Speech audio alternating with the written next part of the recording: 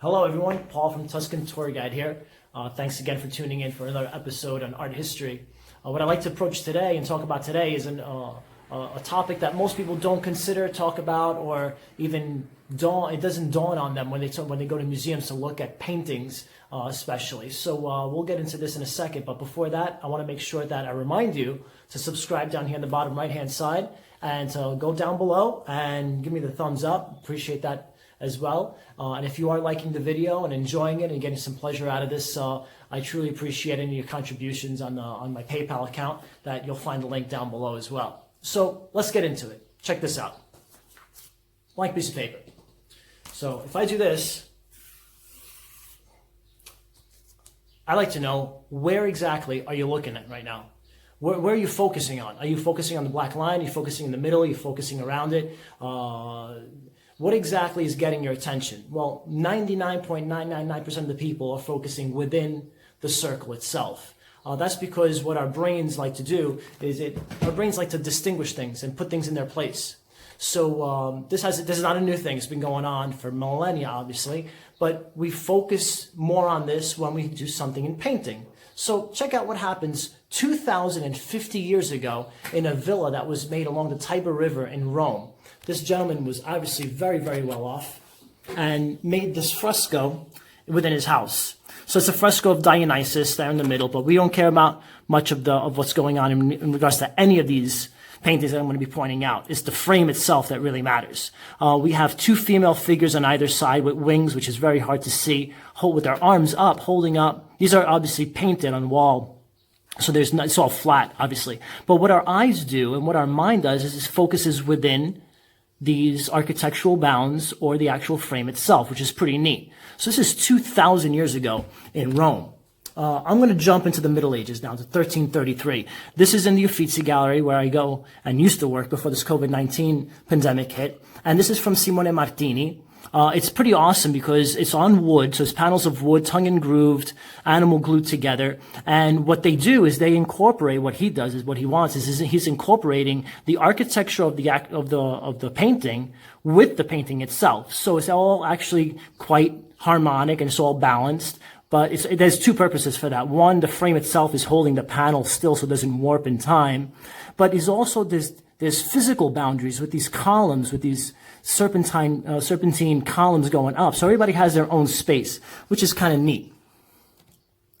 The next painting is one that I already spoke about. I did a video a few weeks back, and you'll find the link on the top right-hand side of this page. What Gentile da Fabriano does 100 years after Simone Martini is he's visually dividing scenes by not putting columns in the middle, but he's saying there's something here, there's something here, there's something here, there's something up here, there's something going on down here, there's three more things going on down there. I'm going to divide it with a frame, so that's the predella, as we very well know. But what Gentile da Fabriano does here, take a look at these horses, and I'm going to zoom in. So they're the horses. Take a look at these flowers that he puts on the side pilaster. He actually paints flowers and leaves, and strangely enough, in the Renaissance this is not common. Everything has its own place. Well, these leaves are protruding out of what should be their space within. You're saying, well, not a big deal, but little by little we're getting somewhere with this. 50 years later, on the opposite side of Italy, we have Giovanni Bellini, who does another altarpiece. Now, keep in mind, all these are made for churches. So they're all religious paintings. And let's get into this. A religious painting has nothing to do with planet Earth. It's in the sky. It's the afterlife. So we have to make a separation between us humans and what's going on in the painting. So we don't want what we're looking at in the painting to be part of what's surrounding the room that I'm currently in, or in the church that I'm in, or in the chapel that I'm in, because this is not our world. What we're looking at is something that happened somewhere else. So we're going to put a frame on it. We're going to distinguish it from where we physically are so that you realize it's not part of our world. That's key for these religious paintings, because in religion, it's all about faith. And faith really doesn't have all these stories that we read in the Bible, because I'm focusing on Christianity, never took place here on earth. Well, all the miracles that Jesus did and so on and so forth, absolutely. But when we get into the crowning of Mary, which never happened in the Bible, and many other stories that we believe in as Christians, it all took place up in the sky, up in heaven. So we have to distinguish these saints, these halos, these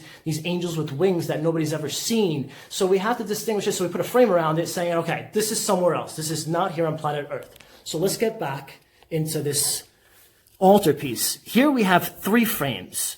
So we have the frame or a painted arch within the painting itself, behind the crowning of the Virgin, which Jesus is doing. And you can see these pillars here with the capitals is taken again here in these pillars with the saints on either side with these capitals. But within the painting itself, which is on canvas, and the actual outside frame, there's another frame. And that there is not original. This was replaced years ago. So we have oil, we have an oil painting with a frame, put on another frame, an architectural frame, with a predella with 7 scenes, all divided with fake marble and some other pieces of wood. So quite elaborate, quite huge, quite big, and quite new for the time in regards to a frame within a frame within a frame. 3 frames altogether. So now I'd like to get into this one here. And this changes history practically, because this painting is the only painting Michelangelo actually did on wood. It's held in the Uffizi Gallery. I see this all the time. It's one of the big hitters in the Uffizi Gallery. Michelangelo, his intent is not just to make a frame, generic frame to go with the painting. He wants the frame to complement what's going on in the painting. And I can't get into that because it's a half-hour story. But we have paperwork connecting the frame to the actual painting itself. And they actually go hand in hand. So we also have something else within the frame. But before I get into that, you have to understand that this painting was not meant to be in a church for people to see. So it was made for private use within a house. So we can actually customize it quite a bit. And Michelangelo puts the family crest of the wife, because this is supposedly made for a wedding that happened between Mr. Doni and Mrs. Strozzi. So Mr. Doni has this painting made by Michelangelo to give to the Strozzi family. And when they get it, the Strozzi family finds themselves with their family crest on it. So here we have Mary, Jesus, and Joseph. We have them sitting on a wall with St. John the Baptist, on the floor with St. John the Baptist behind the wall. The frame is original. This is the first original frame you see in the Renaissance when you go into the Uffizi Gallery. This is insane because we actually have the storyline behind it. We have all the paperwork that connects it all. So I want you to focus on Jesus' head and the frame itself around here and check out the detail. There's Jesus' head. And here, these 3 crescent moons is the family crest of the Strozzi family. So we actually could tie in and decipher who the painting was made for. Mr. Doni, and it was given as a gift to Mrs. Strozzi. Caravaggio, again, I did another video on this one here. Click on the top right-hand side if you haven't seen that one as well. This one here is also in the Uffizi Gallery. Caravaggio, he's awesome here. What he's doing is simply not putting a frame on it. He just paints something that goes around the circumference of the shield. But he's simply saying there is no frame on this painting slash shield, because you could be the one holding this shield, looking at Medusa's reflection on the shield and chopping her head off. So we're actually putting the object of the shield within our use and not detaching the painting from the room that we're actually in. So this is very, very new, very, very psychological in the sense that he wants to bring us into the painting, and we're part of of what's going on in the painting itself.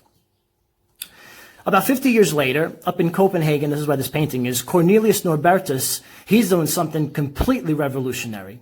No frame on a piece of canvas. Now you're saying, but there's a frame here. No, there isn't. This is simply a piece of canvas. And check out the name of it, The Reverse of a Framed Painting. So when you look at this painting, it's just canvas. And what he's doing is he's painting what you would see if you looked at the back of a painted frame, of a framed painting. So the first frame would be the back of the frame.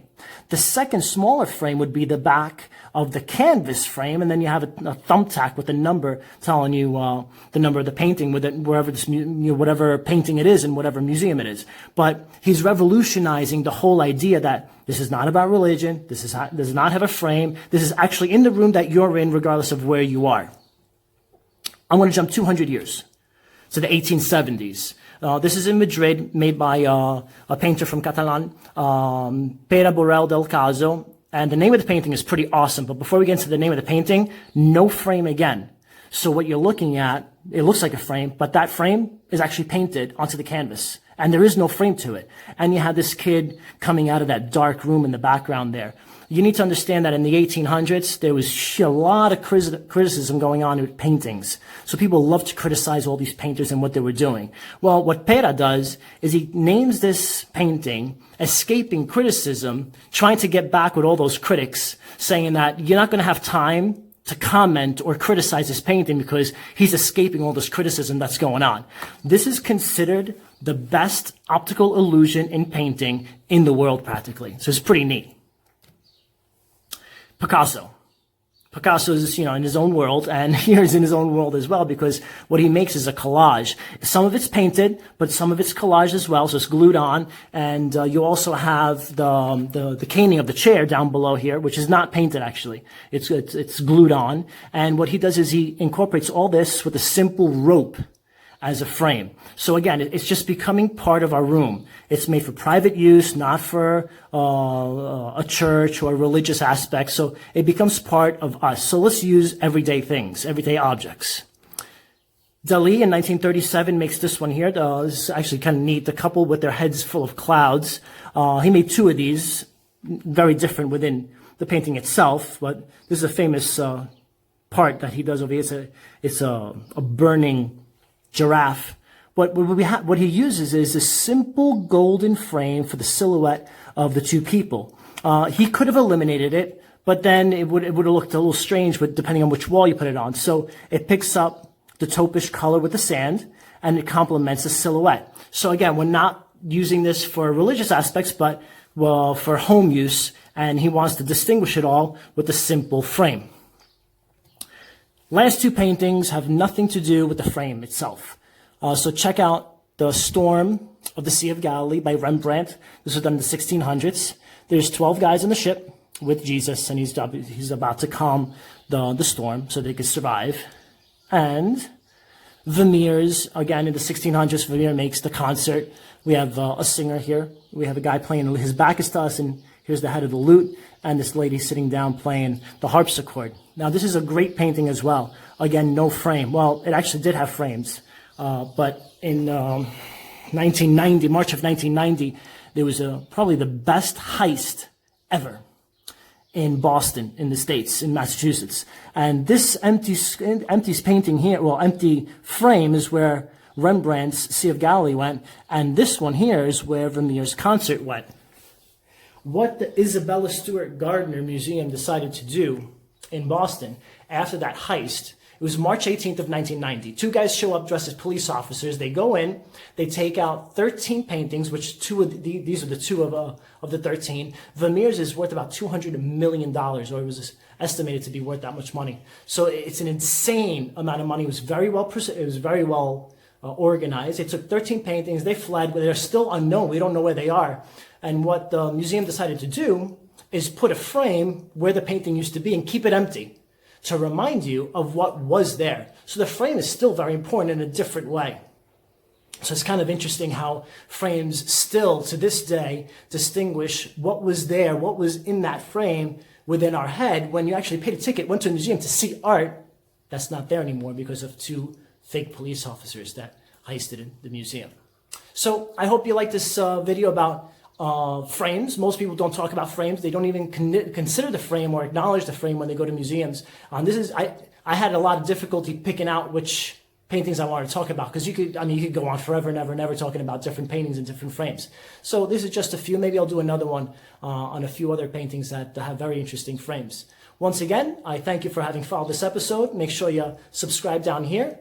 And if you have any questions, post them down below. I hope to see you on the next video. And once again, if you liked the video, please click onto your PayPal account and drop whatever you may think is appropriate to my PayPal. All the best, stay safe, and stay home. Bye-bye.